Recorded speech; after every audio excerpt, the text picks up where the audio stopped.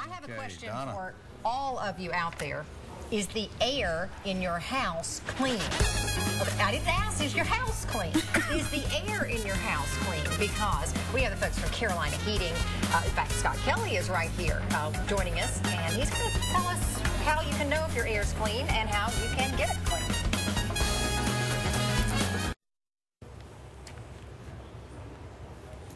Welcome back to Your Carolina. We are going to talk about that question that I asked you before we went to break, and that is the air in your house clean? And again, I want to emphasize, not is your house clean, but is the air in your house clean? Because, you know, you can spray all the air freshener you want, but the air itself may not be clean. And the person we're going to ask advice to is the experts at Carolina Heating Service. We have Scott Kelly joining us. Welcome back, sir.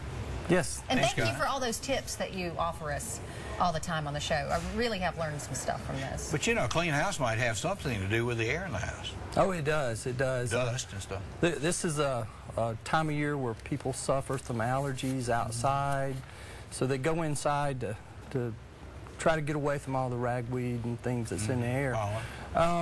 And there's a home by EPA is tested and found that homes can be 7 times more polluted than outdoors. So with us, we do testing, and then once we test the house, we can zero in what really needs to be done to correct the problems. Talk to us about the testing process, or how invasive or innovative that it is. Well, we have a monitor that we can set up in the home. We typically will run the test for a week. It will show particulates like dust. A lot of people have problems with dust in their homes. It'll also show carbon monoxide, radon, humidity. Humidity is a big thing this time of year with all the rain we're having. There's a lot of mold And more so associated. this I'll summer. back you up a little bit. Radon in our area is a lot worse than most areas. We are in a hot zone for radon. And I think a lot of folks out there don't even know what that is. So What is that? It's actually like a radioactive gas, and it's the second most leading cause of lung cancer, right behind smoking. Yeah. You're kidding. Yeah. That's amazing. Because we live around fault lines. Yes, That's yes, why we have exactly. Yeah. I got my master's in radon. Okay. No, I'm joking. But there are certainly, once we find out that we have these things, you then have ways that we can get rid of them, right? That's correct. Once we identify the problem and we start off by doing a test, for instance, mold, a lot of that we can just do it by visual, looking in the crawl space. We recommend everyone to have a vapor barrier in the crawl space. And that also will help with radon. It keeps all that gases in the soil. Yeah. Okay. And carbon monoxide, we don't think of that as being inside.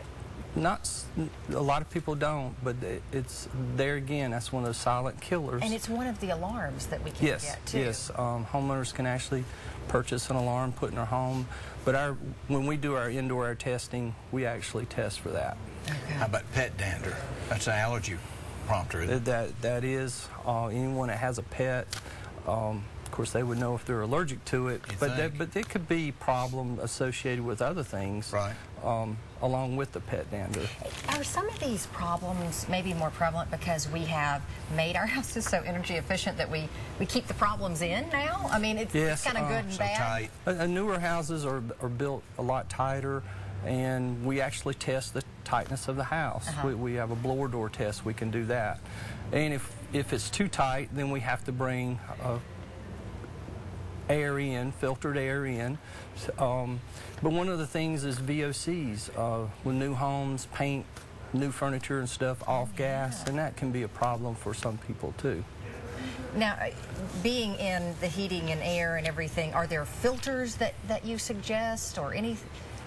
Well, that's the #1 thing the homeowner can do, is keep that filter changed on a regular basis. And that's easy. And that's pretty easy. Yeah. And that's going to trap the bigger particles. But it's a good idea to get the air in their home tested. Okay.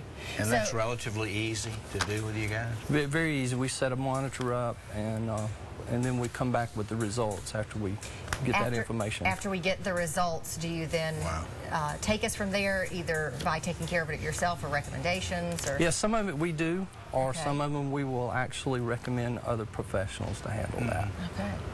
Well, you made a good point. The tighter the house, I think it helps us keep heat in and cold air in, and that's probably, in a way, and some homes we find are somewhat loose, but we find that dust is a lot of time coming from the attic insulation, simply because the home didn't get sealed up properly in the attic, and we just have to fix that. It's a relatively easy fix once you find out what the problem is. Yeah. Scott, you're a great guy, and you give tips all the time here on this show, so I have to imagine that even if someone they didn't originally buy their heating or air from you, you'd still come out and yes, we service the entire upstate. That's right. Sure do. Well, Scott, Kelly, thanks. Thank you. I appreciate it. Just make an appointment for the air testing? Yes, just give us a call. Okay, you make it easy.